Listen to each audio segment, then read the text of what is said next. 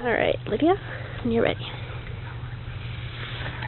Some choices are easy to make, like choosing between Starbucks and Brussels sprouts, but sometimes you have two good choices or two bad choices. And in the case of the affirmative team's case, we see they basically just said that ethanol is bad, but they haven't really compared it with any of the viable alternatives to ethanol. And our stance is that ethanol is the lesser of two evils, essentially. It's not perfect, but it's better when we compare it with oil, which is the viable alternative. Now, I have 3 subpoints to my argument here, dealing specifically with the environmental cost of ethanol versus oil. The first is that we need to compare. The affirmative team statistics are just saying that ethanol causes XYZ environmental harms, but not comparing that to oil and showing that on a net scale, ethanol is any worse for the environment than oil is.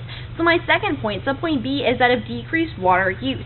Now, the Tampa Tribune noted in 2008 that, quote, making a gallon of ethanol requires 4 gallons of water, says energy expert Bruce Dale, professor of bio-based technologies at Michigan State University.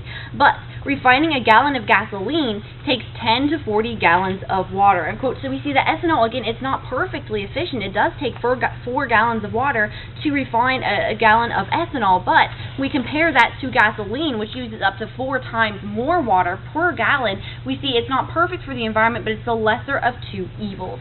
So point C underneath here is that of comparatively better in the sector, the area of looking specifically at emissions. Now, CBO, the Congressional Budget Office, noted on April 2009, the quote, research conducted at Argonne National Laboratory, which has been widely accepted by federal agencies, found that the use of corn ethanol as it is currently produced using coal-fired and natural gas-fired plants reduces life cycle greenhouse gas emissions by about 20% when compared with the use of gasoline, end quote. And Sarah explained beautifully earlier how you have to look at the life cycle analysis versus just zooming in on one specific sector. So when we take a step back, we can't just look at ethanol in and of itself. It is not perfect, but when we look at anything that's viable to compare it to, that being oil, we see it's really the lesser of two evils. There's no perfect choice here. It's not in between Starbucks and Brussels sprouts. It's more in between eggplant and Brussels sprouts, where neither is particularly appealing, but you have to choose one of them.